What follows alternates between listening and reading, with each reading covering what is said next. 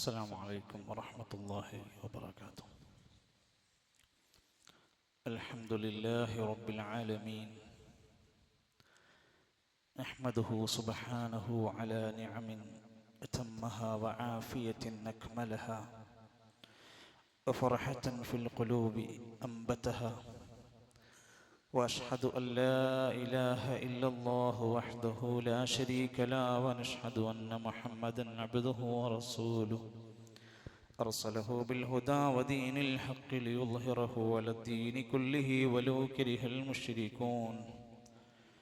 أما بعد، فإن خير الكلام كلام الله، وخير الهدي هدي محمد صلى الله عليه وسلم، وشر الأمور محدثاتها، وكل محدثة بدعة، وكل بدعة ضلالة، وكل ضلالة في النار. اللهم صل على محمد وعلى آل محمد كما صليت على إبراهيم وعلى آل إبراهيم إنك حميد مجيد.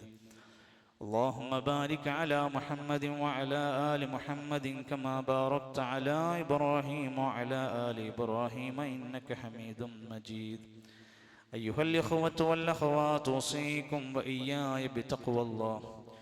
يا أيها الناس اتقوا ربكم الذي خلقكم من نفس واحدة، وخلق منها زوجها، وبث منهما رجالا كثيرا ونساء، واتقوا الله الذي تساءلون به والأرحام، إن الله كان عليكم رقيبا. أعوذ بالله من الشيطان الرجيم. ومن يرغب عن ملة إبراهيم إلا من سفه نفسه، ولقد اصطفيناه في الدنيا وإنه في الآخرة لمن الصالحين. الله أكبر الله أكبر الله أكبر، لا إله إلا الله والله أكبر الله أكبر ولله الحمد. ബഹുമാന്യരായ സഹോദരങ്ങളെ, സഹോദരിമാരെ, സത്യവിശ്വാസികളെ, ഈദുൽ അദ്ഹയുടെ ആഘോഷത്തിൻ്റെ ഭാഗമായി പെരുന്നാൾ നമസ്കാരത്തിനും ഖുതുബക്കുമായി എത്തിച്ചേർന്ന പ്രിയപ്പെട്ട സത്യവിശ്വാസികളെ, ഏവർക്കും ഹൃദ്യമായ പെരുന്നാൾ ദിന ആശംസകൾ നേരുകയാണ്. തഖബ്ബലല്ലാഹു മിന്നാ വമിൻകും. പടച്ച റബ്ബിൻ്റെ അടുത്ത് ഏറെ മഹത്വമേറിയ ഒരു ദിവസം, യൗമുൻ നഹർ, യൗമുൽ ഖർ എന്നൊക്കെ വിശേഷിപ്പിക്കപ്പെടുന്ന മഹത്തരമായ ദിവസങ്ങളിലാണ് നാം കടന്നുപോയിക്കൊണ്ടിരിക്കുന്നത്. ഇതേ സന്ദർഭത്തിൽ ലോക മുസ്ലിമീങ്ങളുടെ പ്രതിനിധികളായി വിശുദ്ധ താഴ്വരകളിൽ ഹജ്ജിന്റെ കർമ്മങ്ങളിൽ വ്യാപൃതരായിക്കൊണ്ടിരിക്കുകയാണ്. അറഫയിൽ ലക്ഷക്കണക്കിന് മനുഷ്യർ ഒരേ മനസ്സുമായി, ഒരേ വേഷവുമായി, രാജാവെന്നോ അണിയെന്നോ പ്രജയെന്നോ പണക്കാരനെന്നോ ഡോക്ടറെന്നോ എഞ്ചിനീയറെന്നോ വർഗ വ്യത്യാസങ്ങളില്ലാതെ അള്ളാഹുവിന്റെ മുമ്പിൽ മനുഷ്യരൊക്കെ ഒന്നാണെന്നുള്ള ബോധ്യപ്പെടുത്തലിന്റെ ഒരു പരലോകബോധം ഓർമ്മപ്പെടുത്തുന്ന അറഫ കഴിഞ്ഞിരിക്കുന്ന വേളയിൽ ഹജ്ജിന്റെ മറ്റു കർമ്മങ്ങൾ നടന്നുകൊണ്ടിരിക്കുകയാണ്. നമ്മുടെ ഹാജിമാർക്കെല്ലാം അള്ളാഹു ആഫിയത്തുള്ള ആരോഗ്യവും ദീർഘായുസ്സും പ്രദാനം ചെയ്യുമാറാകട്ടെ. ബലിപെരുന്നാൾ ഉയർത്തിപ്പിടിക്കുന്ന മഹത്തരമായ തൗഹീദിന്റെ സന്ദേശം, തവക്കുലിന്റെ സന്ദേശം, ആത്മസമർപ്പണത്തിന്റെ ആദർശബോധത്തിന്റെ ആ ആദർശത്തെ ആത്മാഭിമാന പുരസ്സരം നെഞ്ചിലേറ്റാൻ നമുക്ക് സാധിക്കുക എന്നതാണ് ഓരോ ബലിപെരുന്നാൾ വരുമ്പോഴും നമ്മളെ ഓർമ്മപ്പെടുത്തുന്നത്. പടച്ച റബ്ബിന്റെ മുമ്പിൽ നമുക്ക് ത്യാഗവും സമർപ്പണവും സൃഷ്ടാവിനോടുള്ള സ്നേഹവും എന്താണെന്ന് സ്വന്തം ജീവിതത്തിലൂടെ വരച്ചു കാണിച്ചു തന്ന മഹാനാണ് ഖലീലുല്ലാഹി ഇബ്രാഹിം നബി അലൈഹിസ്സലാത്തു വസ്സലാം. 3 പ്രഗൽഭമായ സെമിറ്റിക് മതങ്ങൾ പറയാറുണ്ട് ഞങ്ങളുടെ ആളാണ് ഇബ്രാഹിം നബി എന്ന്. യഹൂദികൾ പറയും ഞങ്ങളുടെ ആളാണ്, നസ്രാനികൾ പറയും ഞങ്ങളെ നബിയാണ്, മുശ്രിക്കീങ്ങൾ വരെ പല വാദങ്ങൾ പറഞ്ഞുകൊണ്ടിരിക്കും. അള്ളാഹുവിന്റെ ഖുർആൻ അവരോടെല്ലാം പറയും മാ കാന ഇബ്രാഹീമു യഹൂദിയ്യം വലാ നസ്റാനിയ. ഇബ്രാഹിം നബി യഹൂദിയല്ല, നസ്റാനിയല്ല. വലാകിൻ കാന ഹനീഫൻ മുസ്ലിമാ, ഋജുമനസ്കനായ നല്ലൊരു മുസ്ലിമാണ്, കീഴ്പ്പെട്ടവനാണ്. വമാ കാന മിനൽ മുശ്രിക്കീൻ, ഒരിക്കലും ബഹുദൈവ വിശ്വാസത്തിലും പെട്ടവനേ അല്ല ഇബ്രാഹിം നബി അലൈഹിസ്സലാം. ഈ ആദർശത്തെ, ഈ ആശയത്തെ മനസ്സിലാക്കുമ്പോൾ നമുക്ക് പറയാൻ സാധിക്കും എല്ലാ മതങ്ങളും സത്യമാണെന്ന് വാദിച്ചു കൊണ്ടിരിക്കുന്ന സർവമത സത്യവാദം ഇസ്ലാം ഒരിക്കലും അംഗീകരിക്കുന്നില്ല. ഇസ്ലാം ആകുന്ന ഈ മതത്തിന്റെ സവിശേഷത അതിന്റെ ആദർശത്തിലും പ്രബോധനത്തിലും പ്രവർത്തനത്തിലും ഉണ്ടെന്നത് ബോധ്യപ്പെടുത്തുകയാണ്. 11ഓളം മനോഹരമായ വിശേഷണങ്ങളാണ് ഇബ്രാഹിം നബിനെ കുറിച്ച് ഖുർആനിലൂടെ കൊടുത്തിരിക്കുന്നത്. ആ വിശേഷണങ്ങൾ പോലും ഇബ്രാഹിം നബിന്റെ മഹത്വത്തെ അംഗീകരിക്കുന്നതാണ്. വത്തഖദല്ലാഹു ഇബ്രാഹീമ ഖലീലാ, അല്ലാഹു ഇബ്രാഹിം നബിനെ ഖലീലായി ചങ്ങാതിയായി സ്വീകരിച്ചിരിക്കുന്നു. എല്ലാം പൂർത്തിയാക്കിയ വഫ എന്ന വിശേഷണത്തിന്റെ ഉടമയായിരിക്കുന്നു. നമ്മളോടെല്ലാം പറയുന്നത് ഇബ്രാഹിം നബിക്ക് മാത്രമല്ല ത്യാഗം വേണ്ടത്, നമ്മളോടും പറയുന്നു ഫത്തബിഉ മില്ലത ഇബ്രാഹീമ ഹനീഫാ. ഇബ്രാഹിം നബി അലൈഹിസ്സലാമിന്റെ മില്ലത്ത് നിങ്ങളെല്ലാവരും പിൻപറ്റണം. അതെന്തിന്റെയാ? അത് ത്യാഗത്തിന്റെയാണ്, തവക്കുലിന്റെയാണ്. നമ്മളിപ്പോൾ ഓർമ്മിച്ചു കൊണ്ടിരിക്കുന്ന പറഞ്ഞുകൊണ്ടിരിക്കുന്ന ഇനി അയ്യാമു തശ്രീഖിന്റെ അവസാനത്തെ അസ്ർ വരെ നമ്മൾ പറയേണ്ടുന്ന പ്രഖ്യാപിക്കേണ്ടുന്ന തക്ബീറിനെ നമ്മുടെ ജീവിതത്തിൽ അന്വർത്ഥമാക്കണം. നമുക്ക് വലുത് അള്ളയാണ്. അല്ലാഹു അക്ബർ, അല്ലാഹു അക്ബർ, അല്ലാഹു അക്ബർ, ലാ ഇലാഹ ഇല്ലല്ലാഹു വല്ലാഹു അക്ബർ, അല്ലാഹു അക്ബർ വലില്ലാഹിൽ ഹംദ്. ഈ വാക്കുകളുടെ, ഈ വാചകങ്ങളുടെ പൊരുൾ എന്താന്ന് അറിഞ്ഞിട്ട് വേണം നമ്മുടെ നാവിലൂടെ അത് വരാൻ. ഇബ്രാഹിം നബി അലൈഹിസ്സലാത്തു വസ്സലാം ഈ സന്ദേശം പ്രഖ്യാപിച്ചയാളാ. ഖദ് കാനത് ലക്കും ഉസ്വത്തുൻ ഹസനത്തുൻ ഫീ ഇബ്രാഹിം. ഇബ്രാഹിം നബി അലൈഹിസ്സലാമിൽ നിങ്ങൾക്ക് നല്ല മാതൃകയുണ്ട്. എന്ത് കാര്യം എടുത്താലും, കുടുംബം എടുത്തോ, മക്കളെ കാര്യം എടുത്തോ, ഭാര്യന്റെ കാര്യം എടുത്തോ, നമ്മുടെ ആദർശത്തിന്റെ, പ്രബോധനത്തിന്റെ, തവക്കുലിന്റെ, ക്ഷമന്റെ, പോരാട്ടത്തിന്റെ ചരിത്രം എടുത്തോ, നിങ്ങൾക്ക് മാതൃകയുണ്ട്.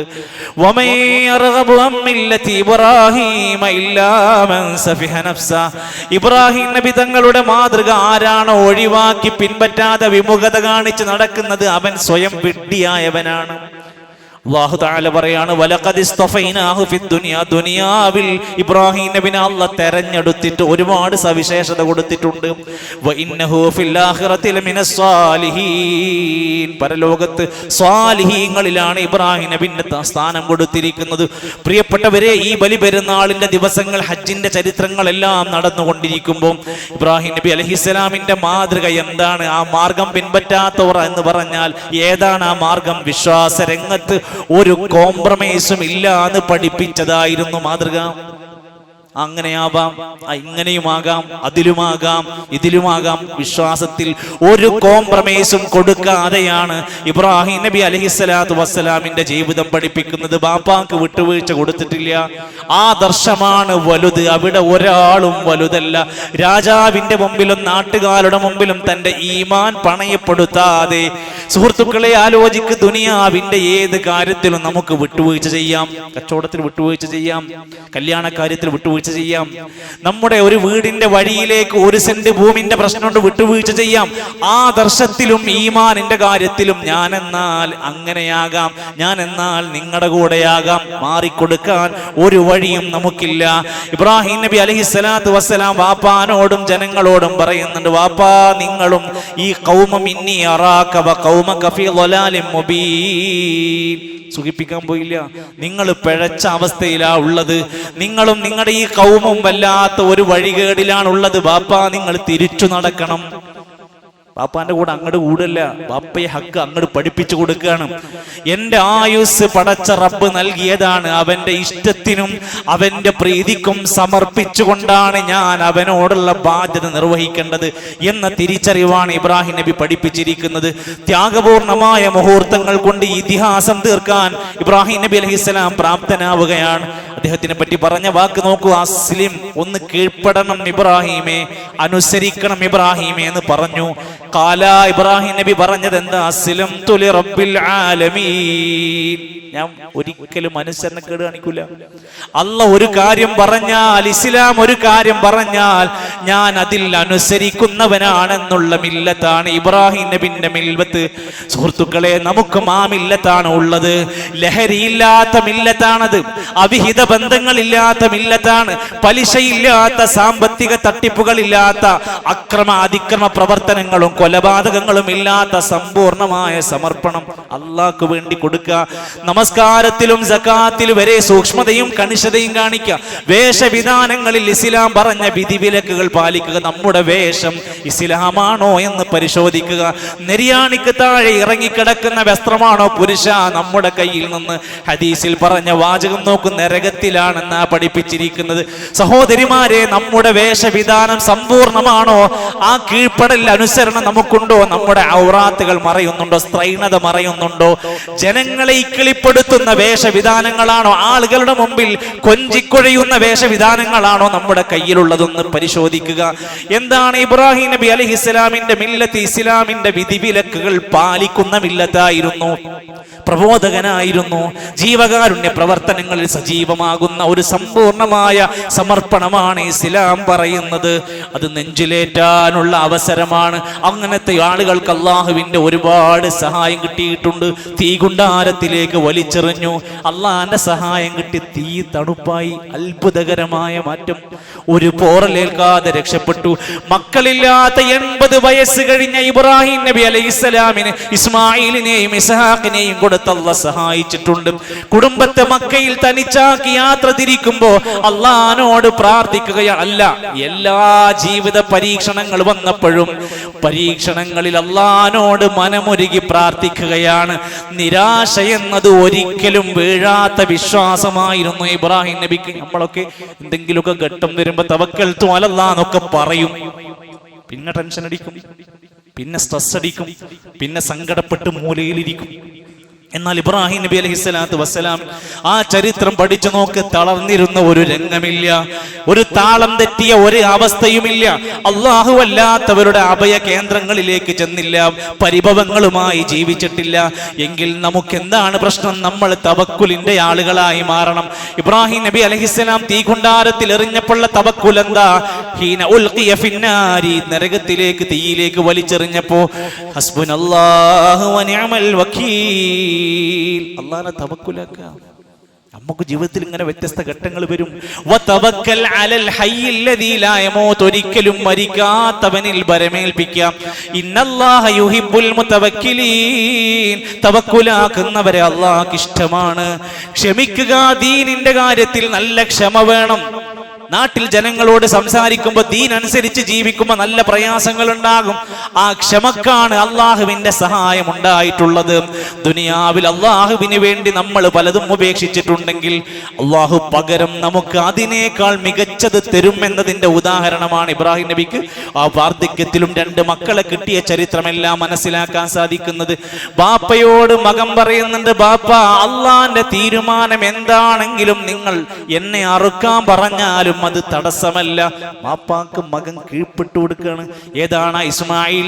യാ അബതി ഫഅൽ മാ തുഅമർ, ബാപ്പാ നിങ്ങളോട് അല്ലാഹ് പറഞ്ഞതെന്തും ചെയ്തോ, എനിക്ക് വിരോധമില്ല. സതജിദുനി ഇൻഷാ അല്ലാഹു മിനസ് സ്വാബിരീൻ, ഞാൻ ക്ഷമിക്കുന്നവരുടെ കൂട്ടത്തിലായിരിക്കും. അള്ളാന്റെ കൽപ്പനന്റെ മുമ്പിൽ, നമ്മുടെ ഇബാദത്തുകളുടെ മുമ്പിൽ, പടച്ച റബ്ബിലുള്ള ആ മേഖലയിൽ ക്ഷമിക്കുന്നവനായി ഞാൻ ഉണ്ടാകുമെന്നാ പഠിപ്പിച്ചിരിക്കുന്നത്. നമ്മളും നമ്മുടെ കുടുംബവും ഇത്തരത്തിൽ ഒരു നല്ല കൃത്യമായി കൊണ്ട് അള്ളാഹുവിന്റെ ദീനിൽ ക്ഷമയും തവക്കുലും ഉള്ളവരായി മാറുക. ഇബ്രാഹിം നബി കുടുംബത്തിന് വേണ്ടി എത്ര പ്രാർത്ഥനയാണ്. റബ്ബി ജഅൽനി മുഖീമസ്സലാ വമിൻ ദുർരിയതി. വായിച്ചു നോക്ക് പ്രിയപ്പെട്ടവരെ, ഇബ്രാഹിം നബി സ്വന്തം കുടുംബത്തിന് വേണ്ടി എത്ര പ്രാർത്ഥനകൾ. നമ്മൾ എത്ര തവണയാ നമ്മുടെ ഭാര്യയ്ക്ക് വേണ്ടി പ്രാർത്ഥിച്ചത്? നമ്മുടെ മാതാപിതാക്കൾക്ക് വേണ്ടി ജീവിതത്തിലെ എന്തെല്ലാം ത്യാഗങ്ങൾ. ഇന്നോളം നാം അനുഭവിച്ച എല്ലാ സുഖങ്ങളുടെയും അടിസ്ഥാന വേരാരാണ്? മാതാപിതാക്കളാണ്. അവർക്ക് വേണ്ടി എത്ര തവണ നമ്മൾ പ്രാർത്ഥിക്കാറുണ്ട്. നമ്മുടെ പ്രിയപ്പെട്ട മക്കൾക്ക് എന്തെല്ലാം കുഞ്ഞു പരാതികൾ, പരിഭവങ്ങളുണ്ട്. നമ്മളത് മാറിക്കിട്ടാൻ നമ്മൾ എപ്പോഴെങ്കിലും ആത്മാർത്ഥമായി പ്രാർത്ഥിക്കാറുണ്ടോ? ഇബ്രാഹിം നബി പഠിപ്പിക്കുകയാണ്, ത്യാഗനിർഭരമായ ജീവിതമായിരുന്നു ആ കുടുംബത്തിന്റെ മൊത്തം അവസ്ഥ. എപ്പ തുടങ്ങിയ പരീക്ഷണ? വിവാഹത്തിന് മുമ്പ്, വിവാഹം കഴിഞ്ഞ് കുഞ്ഞുങ്ങളായി, എല്ലാ പരീക്ഷണം വന്നപ്പോഴും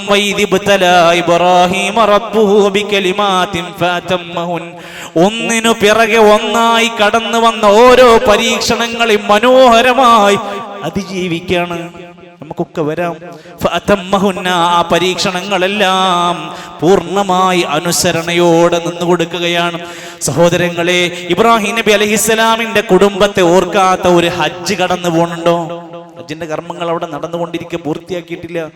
ഏതാനും ദിവസങ്ങൾ കൂടെ ബാക്കിയുണ്ട്. അല്ലാഹു അക്ബർ എന്ന വലിയ മന്ത്രധ്വനികളാണ്. ലബ്ബൈക് അല്ലാഹുമ്മ ലബ്ബൈക്, അല്ലാഹുവിനെ ഉയർത്തി പറയുന്ന വാക്കുകളാണ് മിനയിൽ, മുസ്ദലിഫയിൽ എല്ലാം നമ്മൾ ഇതുവരെയും കേട്ടുകൊണ്ടിരിക്കുന്നത്. എവിടെയെങ്കിലും ഇബ്രാഹിം നബിയെ കാക്കണേ രക്ഷിക്കണേ എന്ന ഒരു വിളി കേൾക്കുന്നുണ്ടോ?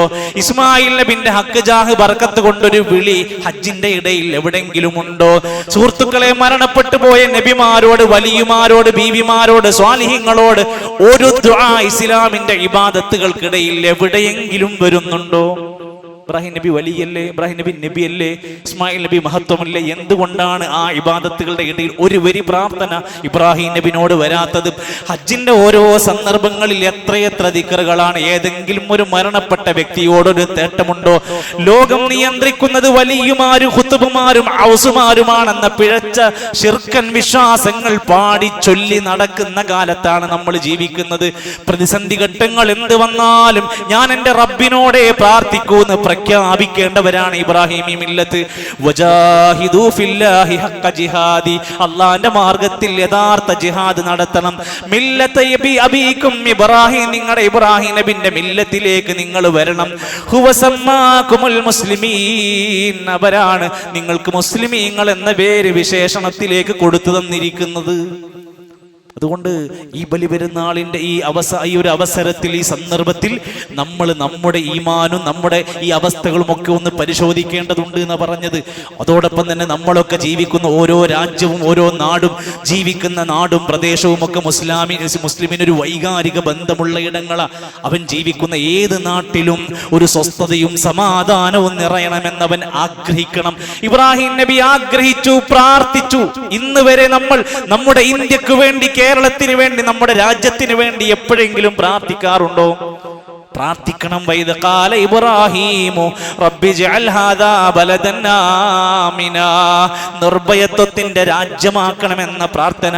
ഭരണാധികാരികൾ മാറും, രാജ്യത്തിന്റെ ജീവിത സാഹചര്യങ്ങൾ മാറും, പക്ഷെ ആ മണ്ണിനോടൊരു വികാരം നമുക്ക് വേണം. ഈ നാട്ടിൽ നമുക്ക് പഠിക്കണം, ഇവിടെ ജീവിക്കണം, ജോലി ചെയ്യണം, മതപരമായ സ്വാതന്ത്ര്യം വേണം, പ്രബോധന സാഹചര്യം വേണം, എല്ലാം ഇവിടെ നിലനിൽക്കണം. എന്താ ചെയ്യുക? പടച്ച റബ്ബിനെ പ്രാർത്ഥനയോടെ റബ്ബിലേക്ക് കടന്നു വരണം. സഹോദരിമാരെ, ബലിപെരുന്നാളിലും ചെറിയ പെരുന്നാളിലും നബിതങ്ങൾ പ്രത്യേകം ഉപദേശം കൊടുത്ത സംഘമാണ് സഹോദരിമാര്.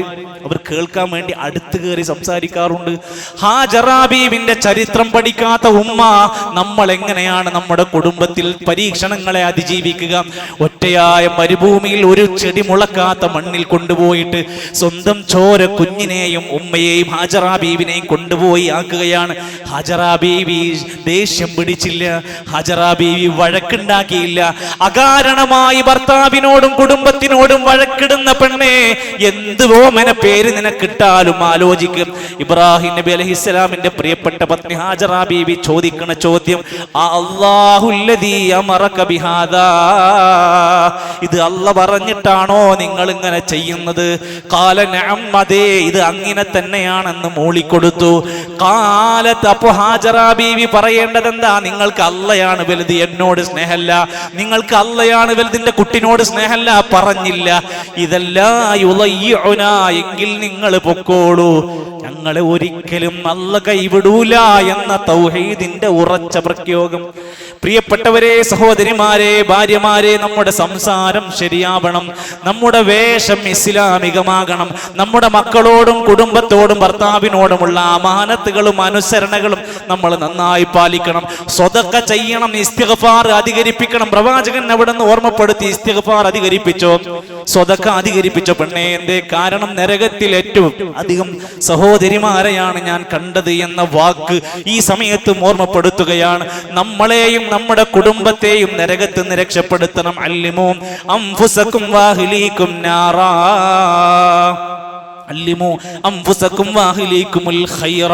നിങ്ങൾ നിങ്ങളെയും നിങ്ങളുടെ കുടുംബത്തിനെയും നരകത്തിൽ നിന്ന് രക്ഷപ്പെടാൻ ഖൈർ പഠിപ്പിച്ചു കൊടുക്കണം. നല്ല കാര്യങ്ങളൊക്കെ ദീനിൽ പഠിപ്പിച്ചു കൊടുക്കണം. പ്രിയപ്പെട്ട മക്കളെ, നമ്മുടെ വസ്ത്രത്തിന്റെ കാര്യത്തിലും സ്വഭാവത്തിന്റെ കാര്യത്തിലും നമസ്കാരത്തിന്റെ കാര്യത്തിലുമൊക്കെ നമ്മളൊന്ന് ഓർത്തിരിക്കേണ്ടതാണ്. എൻ്റെ നരകത്തിന് കാരണമാകുന്ന വല്ലതും എൻ്റെ കയ്യിലുണ്ടോ എന്ന് ഓർമ്മപ്പെടുത്തുക.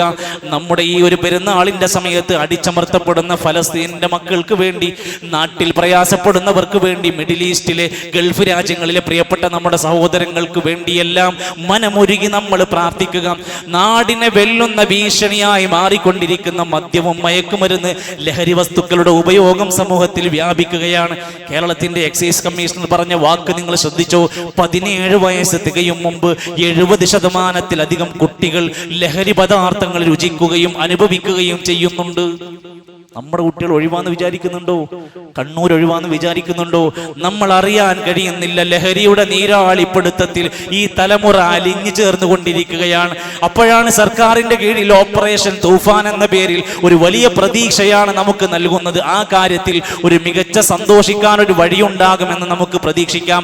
ജീവിതങ്ങൾ തകർക്കുന്ന ലഹരി വിറ്റ് കിട്ടുന്ന ഒരു പൈസയും നമ്മുടെ കച്ചവടത്തിലില്ല എന്ന് കച്ചവടക്കാരെ ഓർമ്മിച്ചോളിയും.